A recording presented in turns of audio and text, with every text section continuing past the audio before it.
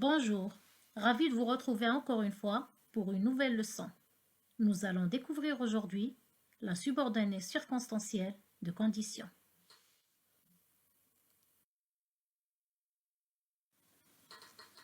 Quels sont les objectifs de notre leçon? Ils sont en nombre de 3. Premièrement, identifier la subordonnée circonstancielle de condition en repérant les subordonnants qui l'introduisent. Deuxièmement, dégager et comprendre ses rapports avec la proposition principale.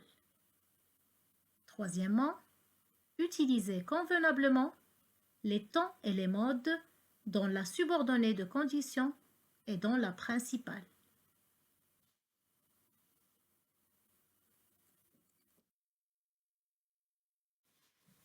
Tout d'abord, il s'avère nécessaire de définir la subordonnée circonstancielle de condition.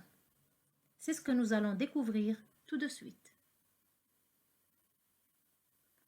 La subordonnée circonstancielle de condition indique à quelle condition se fait l'action de la principale.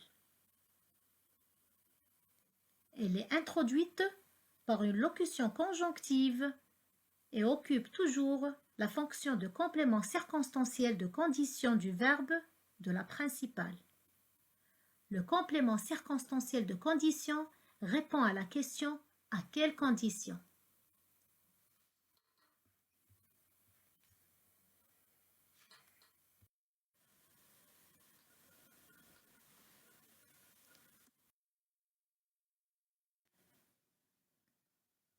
Il existe différents moyens qui permettent d'exprimer la condition.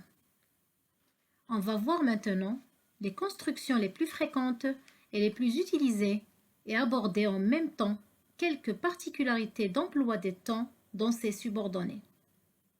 Je parle des propositions subordonnées introduites par la conjonction « si ». Nous avons devant nous 3 structures. Les 3 phrases présentes se composent d'une proposition principale et d'une subordonnée. Première structure. Si plus présent plus futur. En ce qui concerne l'emploi des temps, quand le verbe de la subordonnée est au présent, comme le cas ici, si j'ai de l'argent, le verbe de la principale se met au futur.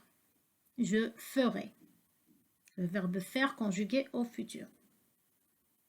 Dans cette phrase, la condition est réalisable. Elle concerne le futur, donc c'est probable. Deuxième structure. Si plus imparfait plus conditionnel présent.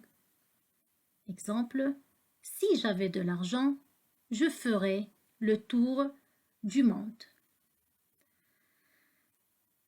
Le verbe dans la subordonnée, le verbe est conjugué à l'imparfait. Et dans la principale, le verbe est conjugué au conditionnel. Et du moment que nous avons le conditionnel, il s'agit d'une éventualité. Ici, la condition est peu réalisable. Il y a peu de chances de se réaliser. Ça veut dire faire le tour du monde peut se réaliser comme ne peut pas se réaliser. Troisième structure. Si plus que parfait plus conditionnel passé. Exemple, si j'avais eu de l'argent, j'aurais fait le tour du monde. Dans ce cas-là, la condition concerne le passé. L'action n'est plus possible. Elle n'a pas pu se réaliser. Le souhait est tombé dans l'eau, malheureusement. Et comme le démontre aussi l'emploi des temps, nous avons dans les 2 propositions, les 2 verbes sont composés. Le premier de la subordonnée est au plus que parfait et le second de la principale, et au conditionnel passé. Il est à noter qu'on peut changer l'ordre de la phrase de condition et le sens reste le même. Par exemple, je peux dire aussi « Je ferai le tour du monde si j'ai de l'argent ». Donc, on a changé l'ordre de la phrase et le sens reste le même. Pas de changement au niveau de sens.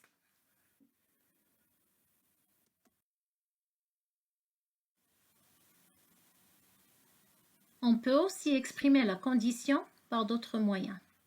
Nous avons ici au cas où plus conditionnel présent. Au cas où vous auriez des problèmes, appelez-moi. On emploie toujours le conditionnel après l'expression au cas où. Cette conjonction exprime une éventualité. En cas de plus non. En cas de problème, appelez-moi. Donc à retenir au cas où plus conditionnel présent, en cas de plus non. Pourvu que plus subjonctif. Tu y arriveras pourvu que tu travailles. Je répète, tu y arriveras pourvu que tu travailles. Quand vous voyez l'expression pourvu que exige le subjonctif. Le verbe travailler est conjugué au subjonctif à la deuxième personne du singulier. L'expression pourvu que est une condition nécessaire. Ça veut dire pour y arriver, il faut travailler.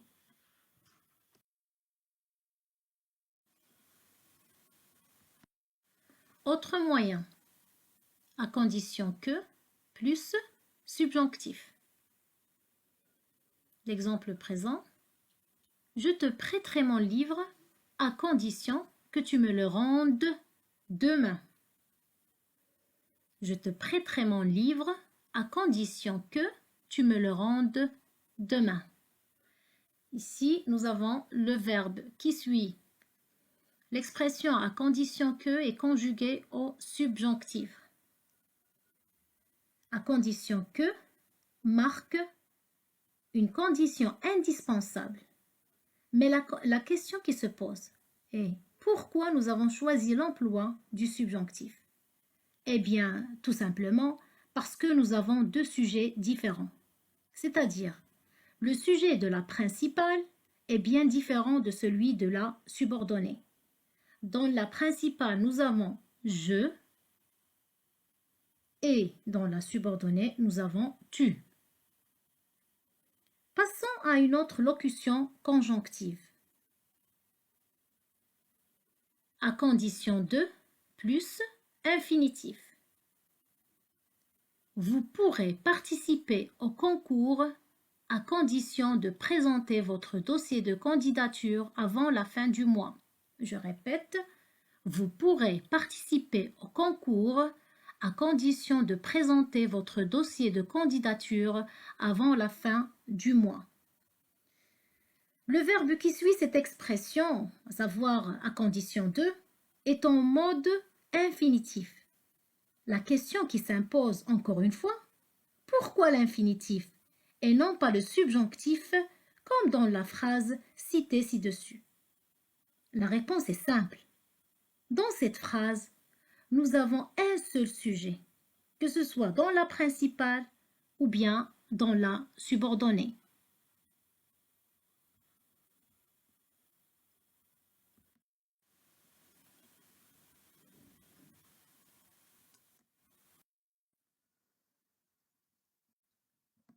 Exercice d'application. Dans les deux phrases suivantes, on nous demande de conjuguer les verbes entre parenthèses. Si, première phrase, si le héros affrontait ses adversaires sans armes, ils perdent le combat. Si le héros affrontait ses adversaires sans armes, ils perdent le combat. On va revenir aux règles citées auparavant concernant les propositions subordonnées introduites par si. Dans cette phrase, le verbe de la subordonnée est à l'imparfait, affronter.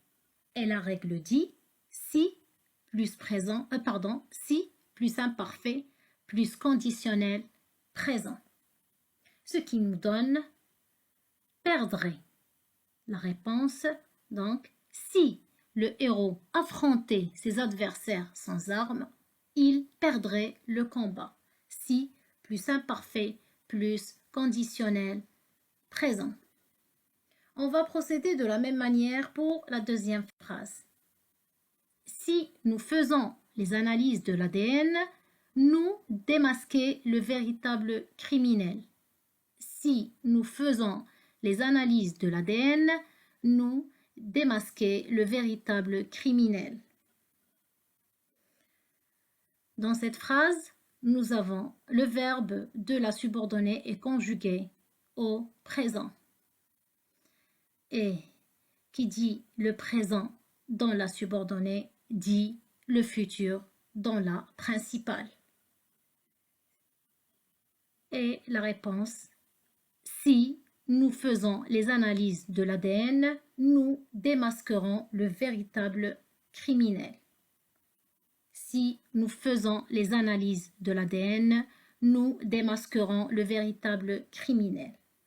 Il s'agit ici de la première structure, si plus présent plus futur.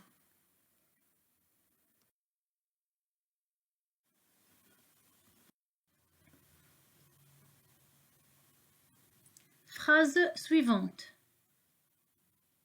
J'accepterai cet emploi.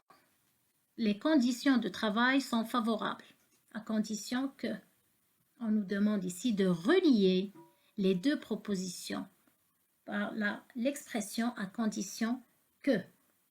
Et on avait dit que le mode qui suit l'expression à condition que est le subjonctif. Parce que nous avons deux sujets différents. Et la réponse est j'accepterai cet emploi à condition que les conditions de travail soient favorables. Donc automatiquement, deux sujets différents, on a recours au subjonctif. Phrase suivante. On peut éviter d'autres crimes. On découvre rapidement ce tueur en série, à condition de. On peut éviter d'autres crimes. On découvre rapidement ce tueur en série. Même principe, il s'agit de relier ces deux propositions par l'expression à condition de. Et bien entendu, nous avons ici un seul sujet, donc automatiquement, c'est l'infinitif, c'est le mode infinitif qui suit cette locution conjonctive. On peut éviter d'autres crimes à condition de découvrir ce tueur en série. Je répète, on peut éviter d'autres crimes à condition de découvrir ce tueur en série. Il est important de rappeler que pour exprimer une idée de condition, il est nécessaire de respecter la concordance des temps. Je vous invite à présent à faire l'exercice « Je m'évalue », page 161. Et sur ce, je vous dis à bientôt pour une nouvelle vidéo.